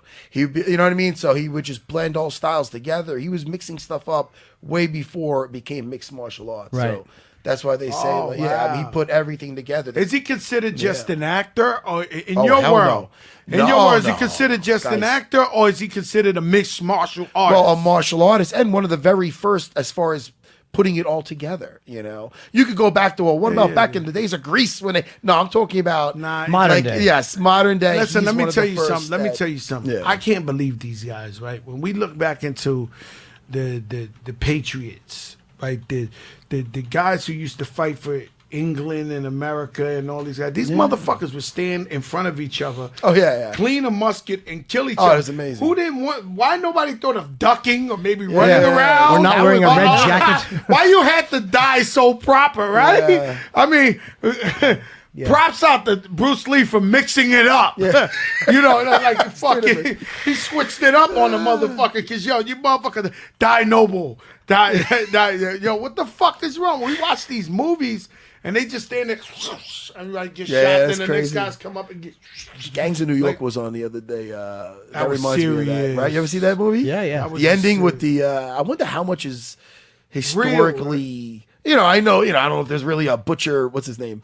Who's the butcher? I know. Bill Sure, Daniel was. Day-Lewis. I mean, but the way they did that was Martin Scorsese, wasn't it? That was Fucking ill, man. that was a First fun Oscar, movie. right? His first Oscar. Gangs of New York is a serious. That was a good movie. It's been on lately. I've been watching that a lot. I've seen it too. I've seen it a bunch of times too. I seen it the other day too. Yeah. When he got killed. Who Liam killed Neeson in the beginning, or at the end, you mean? Leonardo DiCaprio Yeah, killed him. man. He's avenging his father, Liam Avenging Neeson. his father. Yeah, that was a good movie. Yes, it was. I don't remember. I haven't seen it in Oh, 5 years. I just know why it comes up because at the very It end, pops up every now and then, and then you're like, Yeah. damn, this was a good one. this is a Yeah. fun one. Yeah, it's one of the movies that when you always get a movie like that fucks up your whole day. Like if I don't have a certified schedule and The Godfather comes on or like a Scarface, I'm fucked. You're hanging I out just for a couple hours, yeah. Sit down, Yeah. and then I explain to my son he don't give a fuck about it. I'm like, yo, that's The Godfather. Yeah. Listen to the yo, Dad, please, man. Like, yo, let me get the fuck out of here. I'm like, no, you got to learn this lesson of life. Well, when they raid real drug dealers' houses in Mexico, like the real guy, they all have Scarface posters. They all love that movie. Yeah, with the real guys enjoy watching that movie. I have a tattoo of Scarface on my arm. It's the only tattoo I have. Do you really? Oh, get out of Yes, here. it does. Have you met because- Pacino? No, I've never met Pacino. But Do you know Angel? He was in one of Big Pun's videos. He was the, yeah. I know Angel. I know what's his name? Louis Pachanga, the fat guy, very famous actor. I knew a lot of people that played with Al Pacino, but I never met Al Pacino. But Scarface was like, it was everything to me, man. It was everything to my best friend. He passed away. His name was Tony Montana. His name was Anthony Crespo, but we called him Tony Montana. So I got a in memory of Tony and put the Scarface on. Actually, like 20 of my friends, we all got it, like in memory of my man who got killed. But this thing was crazy, man. When Scarface came out, this thing was like 83. it was nuts, bro. The only thing I didn't like is the guy at the end who shot him had sunglasses on. That was an 80s move. Brian De Palma, the guy with the sunglasses and the members only jacket. That was the only part I could have done without. Climbing up there. So much shit that you wish didn't have, right? You can't, man, Scarface, the series on Netflix might be dope. Oh, yeah. If they make a Scarface series, because look at that. you want to know, the series puts it into daily. We want to know what would have happened with Manolo and Tony's sister. Sure. How did they meet? And then if they broke that shit down in Netflix, it would be like, oh, that's how they met. Word. Was Elvira pregnant? Did she lose the baby? Like, there's so much shit. You could turn that into a fucking series. Did Tony really want to fuck his sister? Or was it just overprotection? Or was there a weird vibe there? I'm going to say overprotection. I don't know. She was saying, fuck me, Tony. Oh, fuck she was me. out of her mind. She wanted to fuck me. I want to say he was overprotected. Maybe he might have been. But he probably wanted to fuck his sister, right? Sure, how could you blame him? She was very lovely. I mean, I'm not gonna, my sister's not attractive. Hey, so I yo, don't let have me that tell problem. you something. I rate that. What? It's 2, it's 3. I'm going to tell you, you're going to love this shit. You never thought of this before. I rate that the greatest smack in movies ever history. When he caught his sister in the bathroom and he smacked her fucking cheek off. She, fuck me, Tony, fuck me, and he smacks her, and she thought that's my greatest smack. Yeah. In movie history, like I felt like, what do you think is the greatest smack? Richard Widmark smacking Luigi in Kiss of Death in the 40s. He says, but there's a very famous scene in that movie. Do you ever see where the guy wraps the old lady up in a wheelchair and he pushes her down the stairs? It's a very famous scene. I've seen that scene in another very famous movie, scene, though. but he slaps Luigi. He goes, get the deluxe shore dinner for my pal. And little fat-faced Luigi goes, but Mr. Udo, the kitchen is closed. And his hand goes up, and it's the crispest slap. Me and my friend would watch that slap on. It was a thing of beauty. Right. What's your greatest smack? My greatest smack, I'm gonna say it's Kurt Russell in Tombstone smacking Billy Bob Thornton. Jerk that smoke wagon, see what happens. Go ahead, jerk it. No, I didn't throw. You didn't see this, Bill. Listen, he was Tombstone. Yeah, I love Wyatt Earp when he wanted. Wyatt Earp was serious. He wanted to make some money. There was a guy causing trouble in one of the saloons when he first got to town. It ended up being later on Billy Bob Thornton before he became, Billy Bob Thornton. Sure. Before, Bad Santa and all those hits. So he goes up to the guy who's being abusive at the table, and he told him he's sitting in his chair. And then basically let him know, he had a gun on him. He smacked him in the face. He goes, go ahead, jerk it. Jerk that smoke wagon. See what happens. Oh, it was great. He had the big mustache. And he just... Now, my greatest fight scene. What is this? Not just my greatest fight scene. Couldn't even call it a fight scene. Is Sonny in beating up Carlo. Beating up Carlo when he beat up his sister. You're saying that's the greatest one. Yeah. It's the most meaningful, man. If somebody put their hands on my fucking sister, he went over there and beat his ass with the fucking trash can. Fucked him up in the pump. Yeah. He beat, somebody come to your neighborhood and beat your ass, the shit out of you in front of the old ladies on the block, hit you, put you in the fucking pump, kick, he probably broke his leg. That's whenever that scene comes on, I'm like, fuck him up, Sonny. Yeah. Fuck him up, Sonny. I'm like, you just can't watch too close because you see a couple of it was fake. A couple of misses. And I'm just like, you could. There's a couple of misses. There's a couple of misses. It was old. It's 71. It was old school. Yeah, I know. I can look past it. But I do see a couple of those misses. What's your best fight scene? Well, I'm going to tell you one of the ones that sticks out is Mel Gibson versus Gary Busey in the first Lethal Weapon, because it's the first time you see jiu-jitsu use the triangle choke, and now it looks a little sloppy if I look at it now because I'm a fucking black belt. But back then, as a kid, I'm like, oh, they're doing real stuff, and he did. And Renzo Gracie, who is the one who came up with the Ultimate Fighting Championship to basically highlight jiu-jitsu, because back then nobody knew jiu-jitsu. He was the fight what's the word I'm looking for? The fight choreographer. Yes. Oh, sorry. I can't pronounce shit. But anyway, so he put that fight together, Fat Joe, and it was a great fight. It was a great fight scene, and he ended up choking him out with a triangle choke, Gary Busey, which was great. Favorite fight scene would be in a movie called Once Were Warriors, which was a New Zealand film. I heard of that. Jake the Muss beating up Uncle Bully, where he breaks a glass and he drives it into his crotch, and he fucking... What's the name of this movie? Once Were Warriors. It's a film about Maoris being an alcoholic Maori family, an abusive household. They're poor. It's a very, very sad movie. And Once Were Warriors. It's from like 1994. An honorable mention is Ralphie from The Christmas Story, when he gets mount on that bully and beats the shit out of him. I don't remember that. Oh, shit, yeah. Jake and Vicky had a couple of good fights in Raging Bull, if you saw that. Yeah, a couple of fucking great ones. Hey, man, you ever saw I Saw the Devil? No. You'll love it. What is that now? You gotta look it up. It's just a movie called I Saw the Devil, most disrespectful movie ever created. Oh, I will enjoy it. It's fucking a piece of shit. But it's so great. You will see. What's it about? Basically, it's you would love this shit. This is martial arts too. It's based somewhere in Asia, so they don't talk. Okay. You gotta read the subtitles, but this is serious.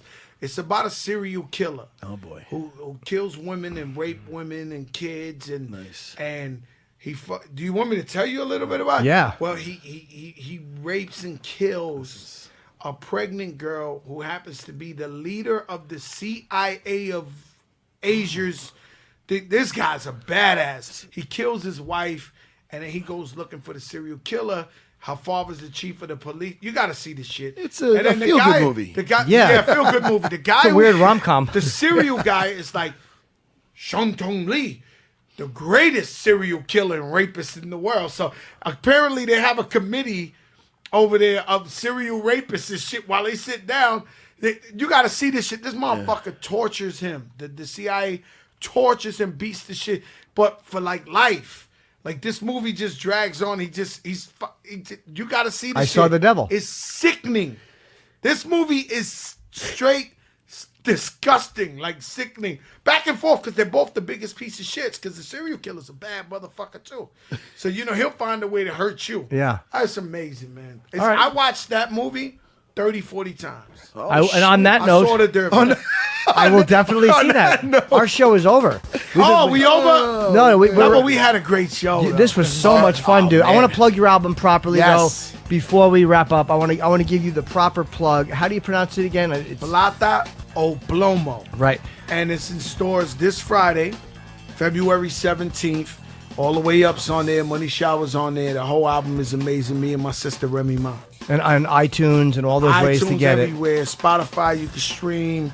Tidal, you can stream. Apple, wherever. Wherever you find music, it's there. it. And you're on Twitter.